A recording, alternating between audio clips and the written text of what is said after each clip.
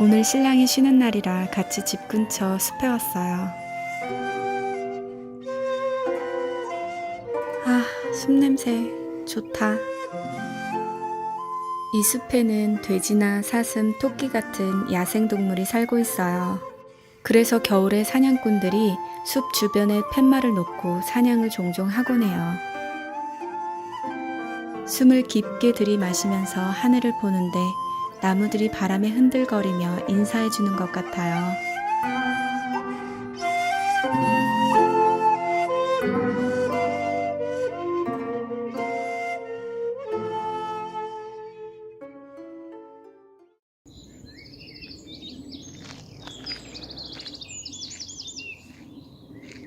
여기 지금 하얗게 날리는 게 다 꽃가루예요. 이 꽃가루는 어디에서 날아오는 걸까요?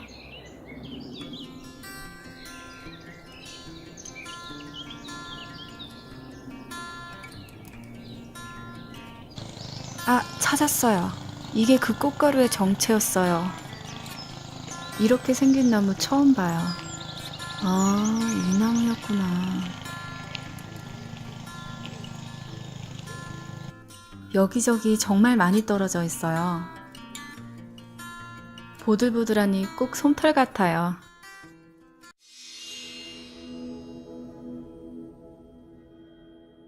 어릴 적 저의 꿈은 피아니스트였어요. 그러다 제 안에 주님의 사랑이 커지면서 음악 목사가 되겠다는 꿈을 자연스레 꾸게 되었어요. 제가 중학생이었을 때 진로를 고민하며 기도하고 있을 무렵 어느 날 밤에 꿈을 꾸었어요.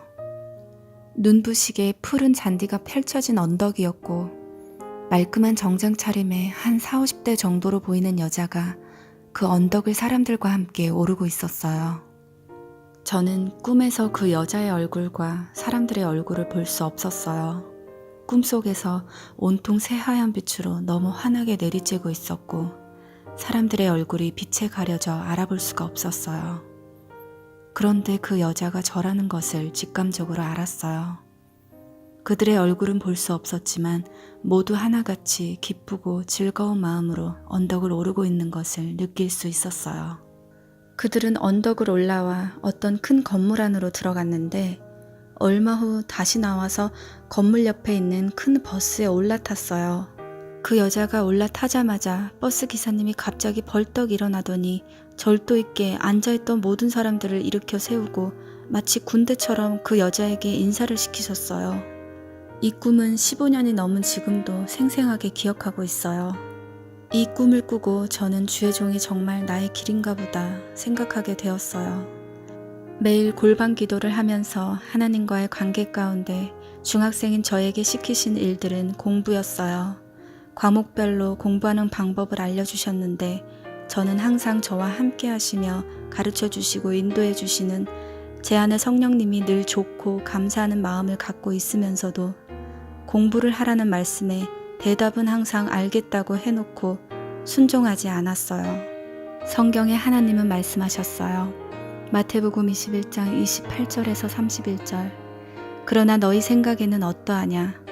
어떤 사람에게 두 아들이 있는데 맏아들에게 가서 이르되 얘 오늘 포도원에 가서 일하라 하니 대답하여 이르되 아버지 가겠나이다 하더니 가지 아니하고 둘째 아들에게 가서 또 그와 같이 말하니 대답하여 이르되 실소이다 하였다가 그 후에 뉘우치고 갔으니 그 둘 중에 누가 아버지의 뜻대로 하였느냐? 이르되 둘째 아들이니이다. 예수께서 그들에게 이르시되 내가 진실로 너희에게 이르노니 세리들과 창녀들이 너희보다 먼저 하나님 나라에 들어가리라. 하나 둘 불순종이 늘어나면서 매일 하던 기도 생활도 점점 빼먹는 날이 많아졌고 말씀도 읽지 않게 되면서 하나님과의 관계가 멀어져 갔어요. 성경에 하나님은 말씀하십니다. 에베소서 4장 18절에서 19절. 그들의 총명이 어두워지고 그들 가운데 있는 무지함과 그들의 마음이 굳어짐으로 말미암아 하나님의 생명에서 떠나 있도다. 그들이 감각 없는 자가 되어 자신을 방탕에 방임하여 모든 더러운 것을 욕심으로 행하되 아, 이러면 안 되는데 라는 말만 되풀이했지 심각하게 생각하지 않았어요. 저는 제가 길을 잃고 있다는 것을 인지하지 못했어요. 길을 잃고 헤매는 과정에 여러 일들이 있었고 낙심 가운데 결국 고등학교를 다 마치지 못하고 자퇴를 하게 됐어요. 검정고시로 고등학교를 졸업하고 남들이 다 가니까 뜻없이 대학 갈 준비를 하려고 했어요. 그러던 중에 길에 붙은 전단지 한 장을 보게 됐는데 영어와 수학을 무료로 가르쳐주고 성경 공부도 해준다는 내용이었어요. 저는 길을 잃은 중에도 말씀에 대한 갈급함은 항상 있었기 때문에 이 전단지를 보게 된 것은 물어볼 필요도 없이 하나님의 뜻이라고 생각했었어요. 그렇게 해서 영어와 수학 공부를 하면서 성경 공부까지 하게 됐는데 그곳은 하나님과의 관계에서 멀어져 길 잃은 양들을 낚아채기 위해 신천지가 계획한 여러 계략 중 하나의 덫이었어요. 신천지라는 것을 알았을 때는 이미 그 교리에 취해서 신천지의 교리만을 가르치는 6개월 과정의 교육관으로 옮겨진 때였어요. 이때부터 지독한 혼란과 정신적, 육체적 고난이 시작되었어요. 부모님 속은 물론이고 저의 할머니와 주변 사람들까지 참 많이 괴롭게 했어요. 저는 그때 당시 여의도 순복음교회에 조윤기 목사님 홈페이지로 들어가 종종 글을 올리며 상담도 받고 그랬던 터라 신천지를 알고 난 후부터 반복되는 혼란과 두려움 속에 신천지 교리를 설명하며 조윤기 목사님께 계속 글을 올리고 목사님이 설교하실 때 교만하게 비웃기도 하고 그랬었어요. 그러나 극심한 혼란과 구원에 대한 두려움이 날마다 심해져 한 번은 정말 간절하게 하나님께 기도했어요. 제발 말씀해 주세요. 맞다 아니다만 말씀해 주시면 정말 순종할게요. 그렇게 울며 간절하게 기도하는데 갑자기 한마디 음성이 들렸어요. 성경을 보아라. 저는 다급하게 다시 말했어요. 아니요, 아니요. 제발 맞다 아니다로 말씀해 주세요.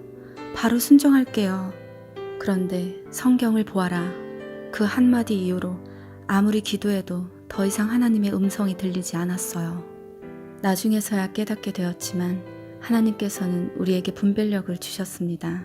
그래서 우리가 때때로 하는 분별에 하나님께서는 간섭하지 않으십니다. 하나님께서 우리에게 자유의지를 주셨기 때문입니다. 때때로 우리의 판단과 분별은 잘못될 수가 있습니다.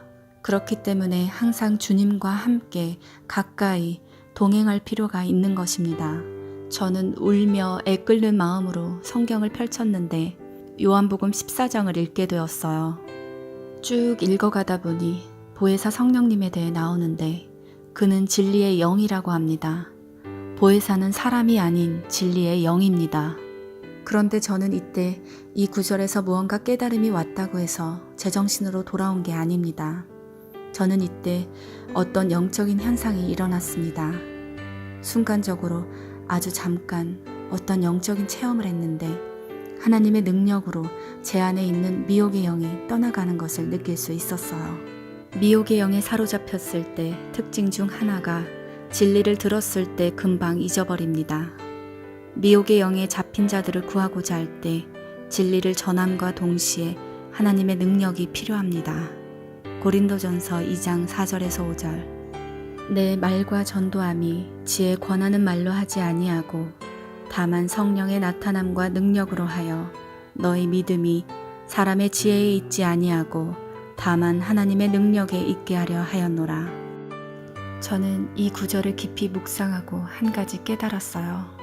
사람 안에 믿음이 들어갈 때 사람의 지혜로운 말과 전도함에서 오는 것이 아니라 다만 성령의 나타남과 능력으로 믿음이 오직 하나님의 능력에 있다고 합니다. 저는 이 한 가지를 깨닫고부터 전도할 때 말보다 간절한 기도를 먼저 하게 되었고 말보다 사람의 영혼 구원을 위해 간절한 눈물의 기도를 훨씬 더 많이 하게 되었어요. 그렇게 신천지에서 나오고 하나님께서 제게 주신 말씀이 있었어요. 마태복음 13장 24절에서 29절. 예수께서 그들 앞에 또 비유를 들어 이르시되 천국은 좋은 씨를 제밭에 뿌린 사람과 같으니 사람들이 잘 때에 그 원수가 와서 곡식 가운데 가라지를 덧뿌리고 갔더니 싹이 나고 결실할 때에 가라지도 보이거늘 집주인의 종들이 와서 말하되 주여 밭에 좋은 씨를 뿌리지 아니하였나이까. 그런데 가라지가 어디서 생겼나이까. 주인이 이르되 원수가 이렇게 하였구나. 종들이 말하되 그러면 우리가 가서 이것을 뽑기를 원하시나이까.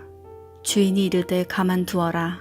가라지를 뽑다가 곡식까지 뽑을까 염려하노라. 둘 다 추수 때까지 함께 자라게 두어라.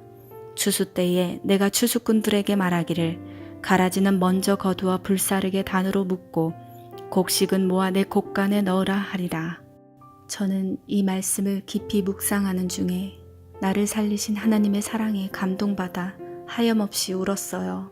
베드로가 저 가라지들을 다 뽑아버리기 원하십니까? 하고 물었을 때 그때 만약 예수님께서 그래 저 가라지들을 다 뽑아버려라 했다면 저는 신천지에 갇혀서 돌이킬 수 없이 멸망당했겠구나 생각이 들면서 그때 그렇게 말씀해 주신 예수님께 눈물을 흘리며 하염없이 감사기도를 드렸어요. 정말 주님은 상한 갈대를 꺾지 아니하며 꺼져가는 심지를 끄지 아니하기를 심판하여 이길 때까지 하십니다. 이때 저는 말씀이 완전히 살아서 내 삶에 온전히 임한 것 같은 느낌을 받았어요. 그렇게 한동안 나를 살려주신 하나님의 사랑에 감동되어 회개하며 감사하는 마음으로 살았어요. 그런데 저는 아직도 하나님과의 관계 가운데 하나님께 가까이 머물러 있는 훈련이 필요합니다. 이 훈련이 되지 않다 보니 신천지에서 나온 후로 저에게 또 하나의 말씀이 제 삶 가운데 임하게 됩니다. 누가복음 11장 24절에서 26절. 그 이야기는 다음 영상에서 계속 나누도록 하겠습니다.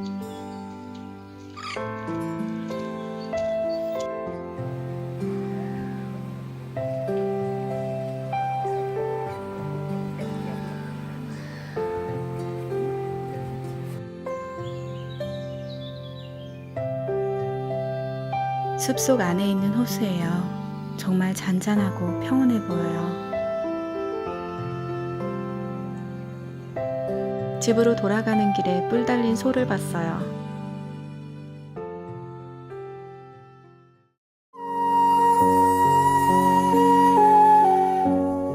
다음 영상도 힐링되고 마음과 삶에 덕이 되는 내용들로 올리겠습니다.